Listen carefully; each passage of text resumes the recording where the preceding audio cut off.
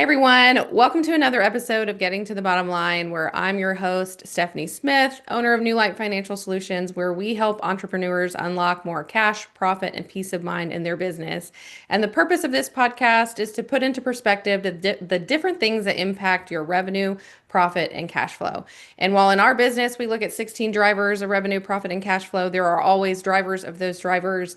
And one of those areas that we look at is revenue. And I'm excited to have on the show with me today Devin Sizemore, and we're going to have a great conversation about networking, which is definitely in the realm of generating leads, which can impact your bottom line. So I just want to start by saying thank you, Devin, for joining me on the show today.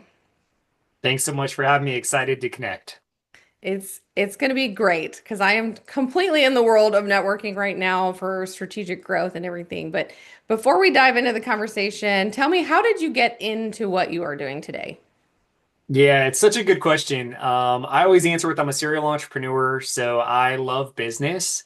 Is the key takeaway there. I've had a digital agency, a cat cafe, manufacturing company, a co-working space, and a bunch of other stuff.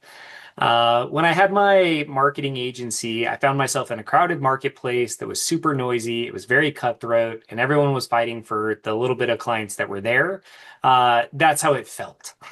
There is always abundance. There were plenty of clients, but in the moment, it felt that way. And so I went on a mission to figure out how do I build a system that puts it back into my control, sets me up to succeed, unlocks the full potential of my network. And then as I look at networking, follow up, meeting flow, follow up structure, how do I control it all to the maximum impact? And that's what led to today and the connection expansion book, ACE's Connection Group, and this idea of either teaching you how to strategically build your network or helping you do it. That sounds amazing. I have to go back. You said you owned a cat cafe? Yeah, it's always the one. I probably should put a little cat statue back here. Yeah, we were looking for an investment opportunity and we decided commercial real estate was interesting, but I like businesses. And so we decided to launch a business with the first right to purchase a building.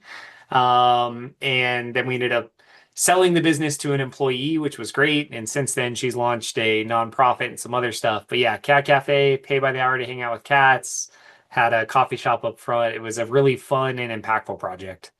That's amazing. I just love that idea. My husband would hate it. He doesn't like cats, but don't hold it against him. So your story getting into what you're doing, you've obviously had a slew of things that you've done in the past, and you've landed in this space of helping people network. But tell me more about what you actually do now and the business that you're in now. Yeah, so it all kind of goes back to the book Connection Expansion. In the book, I talk about the Connection Expansion system, which is the full system that kind of covers what I already outlined and the five key principles for building a network. We basically have three ways we work with people. We have ACE's Connection Group, which is free. It's all about connections. There's some great content in there, and then we do expert interviews. So I want to basically the tagline I've kind of been teasing in there is come for the connections, stay for the education, because we do have some great expert interviews. I have an inner circle where I can help you implement the system and actually scale your business. And then I have a trusted brand partner program where I come alongside you. And over the course of a year, we look for those strategic partnerships that create exponential growth. So three great ways to get involved. I will say that I am in Devin's group, so we should all come and join. Great opportunities to network. And the point, like what is the point of networking? Let's talk about that. Why should people expand their network through a process like yours? Yeah, I think that in the traditional sense of networking, this is what I think it is. And I think the used car sales analogy, or I usually have like a little image with people shoving business cards at you. That's, I think, people's expectations when networking, right? I'm going to go to an event, whether it's in person or virtual. I'm going to promote my product or service, and I'm going to be promoted products and services. And we're going to figure out if transactions can happen. Like it feels like that. And like I feel dirty just saying that. Like it just feels gross. And so what we do, and I know you've experienced it, when we do our Connection Blitz meetings, which is how I meet new people, and then it's open to all of our ACEs members, is it's all about who are you really and who are you impacting? And then what are these strategic connections we can all make for each other so that we can create momentum and eliminate all the friction? Because when we're only focused on selling, and you walk into that room of 20, 30, 40 people, the prospect list is this big, right? So maybe there's two or three prospective clients. You're cutting out all of the future opportunity, you're limiting your potential, and then you're not staying curious. And so I think that's traditional networking. The way I like to see networking is going in a room to meet new people, and that's it. That's all we're trying to do is just meet new people, have new conversations, and then explore where it goes from there. I think there is a bit of a mindset shift with that too, right? Like I'm going to go into a room and I'm going to give out my business cards. I'm going to try to sell or people try to sell me, as opposed to going in a room and just being curious and getting to know other people and what they're doing in the world and seeing what other people are doing and how you can help them, right? So what can you give to potentially receive back? And just in general, helping other people forms those relationships that can last longer. Yeah, and there's kind of two things. As soon as you were saying like the core of the show, the first thing is as you build your network, you can solve problems for your business. And so there are going to be moments in your business journey where you need new vendors, new service providers. If we go back to the Cat Cafe, we were able to launch the business in 45 days for $45,000. Both those things are crazy. Uh, but the 45K is because we had such a dialed network of amazing service providers. And so often when we talk about networking and connections, yes, it's a revenue generated conversation. It's the strategic nature, but having a strong network that knows, likes, and trusts you and will respond when asked allows you to solve a ton of problems in your business, which actually save you money, right? Because now you don't have to waste time shopping. You're probably going to get better deals because people trust you. But in order to get that goes to the other side of it, which is you have to give, right? If you want your network to react when you ask, you have to give. And so our fifth principle is train by doing. And it's a 3-to-1 ratio. If I give 3 connections out, which is why that's what I teach, I'm going to get 1 connection back. And I know the equation works. It's worked for hundreds of clients. And so that's why we teach it. And so if you give 3 and get 1 back, you're also building a network which solves the first problem. It reacts when you need it to. I love that you brought up that it's beyond just leads, right? Because I did open up with just leads, and I think that's where a lot of people focus, right? I'm going to network, I'm going to build my potential client base or strategic partner base. But I love thinking about it too in that different perspective of the more people I meet, maybe it is I need to reduce my costs in some way. And if you know somebody who does it cheaper or better or more efficiently, then that's going to save you money in the long term. And if you weren't out looking for people or trying to network or talking to people, you would never find it. And I feel like a lot of business owners get stuck in that rut of like, this is the way we've always done it. I'm not going to go and look for something different. I think we've all been in that position some point in life. But opening up your network opens up those opportunities for growth in other ways. Love that. 100%. Yeah, I was just on, we talked about competition too, so let's go there too. I was just on with a perceived competitor. And what's great is we meet every 30 days and we just share successes and failures. And it's great because he was sharing some stuff today and I was like, that's brilliant. I totally could implement that. And then I'm sharing stuff and he's like, I never thought of doing that. Let me do that. And so there's so many more reasons to build a network than just revenue. Although I do agree, and we need to make money, and that is a core function of business. There's so many strategic opportunities. There's podcasts, there's stages, there's vendors, there's collaboration, there's all of these other outcomes. And again, that's usually where people fail is they go into networking or relationship building with this transaction mindset. And we want to break that. That's my mission, that's my goal, and we're trying to just facilitate more connections. So tell me because you've worked with many people, like what's one of your favorite stories of someone you've worked with that has implemented your system and they've grown their network and got something out of it for themselves for their business? Yeah, so I was doing a trusted brand partner debrief yesterday, and so this one's super top of mind. And as he was debriefing, I'm like, wait, let me hit record and we need to go backwards because what you just shared is mind-boggling. So they've been a trusted brand partner for 60 days. We've made 14 strategic connections for them, not counting the ones that they've received while being on the Connection Blitz meetings. Of those 14, it's led to 3 prospective clients, a dozen referral partners, um, 7 podcasts, 1 event invite, and a sponsorship opportunity. That's just from the connections. They also are students. And so I met them doing a 9-hour workshop. So they're implementing the system. They've implemented the language we use in all of their courses, in all of their communication, and in their new business launch. Using the language has created a $500,000 pipeline for them from their existing network. No cold calling, no cold outreach, just using what we teach. They were able to generate $500,000 in potential revenue switching the language. That's really great. Awesome, awesome story. When it comes to the language you talk about, is that the language you teach when it comes to, saying who you are and meeting people?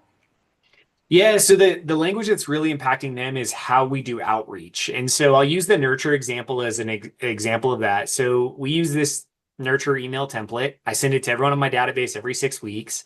And it sounds like, hey, Stephanie, I hope you're doing well and having a great day.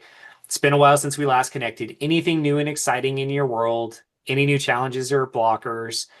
Who can I connect you with? That's the general. If I want to meet with someone, then there'll be a sentence added that says, hey, it's been a while since we connected. Let's reconnect. Here's a link to my calendar. When I send that email, that's what inspires people to reply. And that language, same when you're doing networking outreach or follow-up outreach with your clients, when it's all about the other person, it's all about questions for them, and it's all about how you can help them, the engagement goes through the roof. And what happens is you reignite your network because they lean in. And so right now it's about a 40% response rate for me where I send that email out, 40% of the time people reply, and I get to re-engage conversations. And I actually think that might have been what triggered us reconnecting too, was one of those emails where it's like, hey, this is actually what's going on. Let's restart. Okay, great. And so you never know people's timeline. And again, one of the core principles is control what you can control. And so if I control the language and the time I send it, then I can push the outcome. And so that's what they've done. They've switched all of their outbound language to be others focused. What can I do for you? How can I serve you? And now they're seeing this huge, huge wave of connections come back in. That is such a great strategy to reach back out to people. And I think people are definitely more likely to answer an email when it's, hey, how are you doing? Right? Because we all want to share what's going on with us in our world. But I do want to bring up, because part of this in general is reaching back out, right? Like, I feel like how many times we go to a networking event and you get those business cards or you meet people and then you just don't do anything with that information. I'm guilty of that myself, never following back through. So I'm curious your thoughts on, how often do you meet or do you follow back up with people, send an email, and do you do that all the time? Do you do it multiple times? What do you teach? Yeah, so this is an amazing question. It's going to be a slightly longer answer just because I want to give real value. Having business cards you don't follow up with is a very real problem.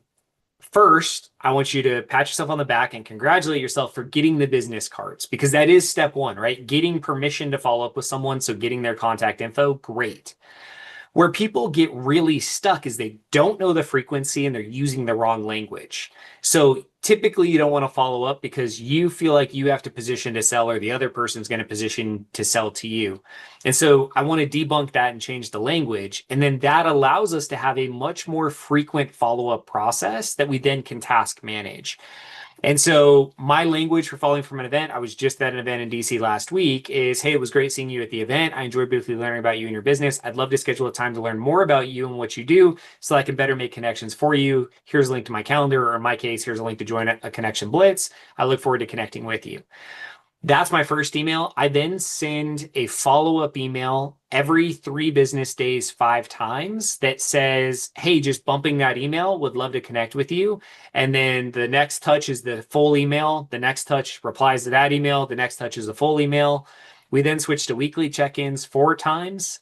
So at this point, we're now going to go another month out in checkups, and it's going to be the same. Still checking in to get time scheduled. Hey, bump in the previous email, checking in to get time scheduled, bump in the previous email.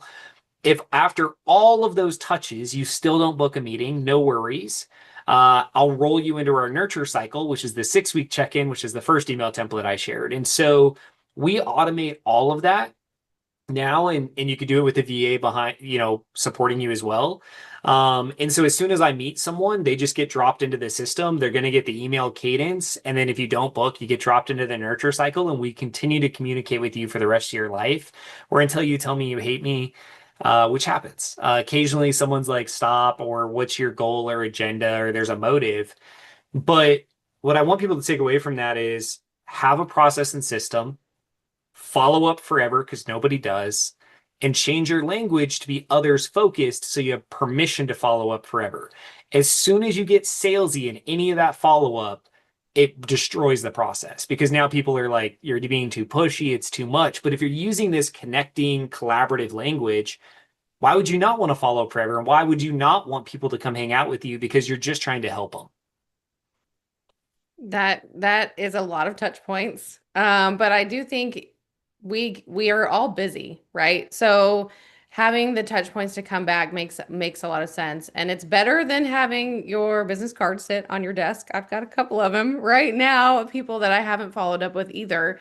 And if you can make good connections, then it can make an impact to them, to you, to your business, to other people. I love the idea of being more strategic about trying to help connect people with other people. I also feel like, and I'd love to hear your thoughts on this, how I think sometimes we think pretty surface level on how we can connect with people. I don't really know someone who wants the product you're selling or service or whatever it is, and then they kind of just shut off from there. But there's so much more we can do for other people by connecting them in other ways, right? Yeah, so this is a huge thing that we teach because what I tell you after every meeting, if you have a connection meeting with someone, is you need to make 3 connections. And then usually this is where people glaze over or they're just like, nope, can't do that. I either don't want to send 3 people to this person because I don't know them well enough, or I don't have 3 people to send. So the first part, yes, if you're only trying to send them to prospective clients, those are referrals, not connections, then yes, it's really hard. It's hard to cull through your whole database and find perfect fit right now, want to buy. Like there's so much friction there. And so don't do that. Go to this second bucket, which is the 6 types of people who have access to their ideal client. So when you tell me my ideal client is blank, a manufacturing company, I go, okay, great. Who do I know that works with manufacturing companies, is an influencer in that space, has access to events or podcasts in manufacturing, whatever it is? And then I'm going to make strategic connections. And in this case, is a real example from this morning. I connected him with some other fractionals that I thought might play in that space so that they can collaborate because one's a COO, one's a CFO, one's a CMO.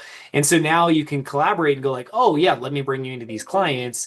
Those are easy connections and there's no friction. There's no weird sale happening. It's just collaborative in nature. So when we say make connections, we're not talking referrals. We're talking strategic introductions between parties, industry related, alignment on ideal clients. Maybe it's a geographic one. I had that today. Someone in Tennessee's like, I just want to connect with other people in Tennessee. Great. Here's 7 people. Let me send introductions. So think about connections different because it empowers you to be able to help others and it teaches them how to make connections for you too. I love that. It's thinking outside the box, right? And we're all just trying to help each other. I think we all want to be successful in business, right? And just making a small connection can be the difference, a big difference in someone's business, just by itself. Um, I do have one last question though, because I feel like, as you're networking, I'm meeting people, I'm having meetings. It's very time consuming to always have a lot of meetings. Obviously, I have a business to run. So what's your advice when it comes to like time management and networking? Yeah, so time management is a fundamental business problem, right? If you're a business owner, the mastermind I was just at last week, every hot seat, that's what people brought up. So first, I'll answer with something that has nothing to do with networking. I would recommend for 14 days, you pull a spreadsheet up and you track everything you do, line item by line item. You're going to hate me when you're done with this activity. But I'm talking about from the second you wake up to the time you go to sleep, I want you to track everything you do. Because I think a lot of times people really don't have an idea of where they're spending their time. And so there's a lot of wasted time in a day, whether it's just busy work or, doom scrolling, which happens to all of us. Like there's time wasted. So first, let's find that time and let's get it back. The second thing you'll see in that stack of time is administrative tasks you can get off of your plate, right? VAs are really affordable. And so I get as a startup, it may not be within your grasp, but at some point, as quick as you can, you need to get rid of the administrative burden. And so that's scheduling meetings. That could be going back and forth on emails. That could be filing notes from a meeting. That could be doing proposals, right? That's the check the boxes based on the readout. Like, look at all that administrative work. Do those things. So that's just like general time management answer. The other side of it when it comes to networking is you can shorten your meeting time. So if you're doing virtual meetings, you only need 30 minutes. You don't need longer. You can do connection meetings in 20 minutes and still be impactful. And so if you think about it, if you're doing 10 meetings a week and we go from 30 minutes to 20, you're buying back over an hour of your time, right? So be really aware of how long your meetings are. The next things you need to do is you need to assign yourself a task to follow up the next day. So you need to hold yourself accountable to following up because that's where you win. And then you need to time block the ability to deliver on those tasks. So if today I have 6 meetings and I have tasks assigned for tomorrow to follow up from 6 meetings, I probably need to time block tomorrow an hour to an hour and a half to follow up properly so that I can add the value I promised, make the connections I promised, and then get those relationships to generate connections. So some general time management tips and then some tips on the networking side. All great advice. I know I could use some of that advice too. But as we wrap things up, I'd love to know, I know you've dropped a lot of key pieces of information in our conversations, but if someone really wanted to start networking and focus on making connections with other people, what's the one thing that you wish to tell people that they should start with? Yeah, so I always answer with the power of one. It only takes you re-engaging one person in your database in a new way to get this thing going. You don't need to do 100, although it's great. You don't need 2,000 connections coming inbound, which is what we get. Like, you just need one person that you meet with and you change the dynamic. You change the conversation, you change how you follow up, and you just start building habits, right? As you build the habits and as time progresses, the system will expand and grow, and then you can lean in a little bit more. But just start with one. Don't overwhelm yourself. It doesn't need to be anything super crazy. I love that. Start small and manageable. So if someone is like, Devin, I need help in this area, or I want to join your group, or I'm interested in your book, where can they find more about you and everything that you've got going on? Yeah, so connectionexpansion.com will take you to learn about ACE's Connection Group. It's a school community that's free. Everything we just talked about and a ton more is in there, and it's all free. The Connection Expansion book is on Amazon in all formats and an audiobook. If you want to listen to me talk for an hour and 54 minutes, you can do that. And then I'm on every social platform. My handle on all the platforms is DP Sizemore. So connect with me on your favorite social platform and say hi. Awesome. I will include the links to everything in the show notes in case you missed them or you want to check them out later. Um, if you're looking to find out more about me and what we do, you can find me online at newlightfinancialsolutions.com or newlightfs.com. I just want to say thank you so much, Devin, for coming on the show with me today. This was such a great conversation. Thank you. And I really enjoyed our time. Awesome. And that's all for this episode of Getting to the Bottom Line. I hope you all join me again next time. Bye, everyone.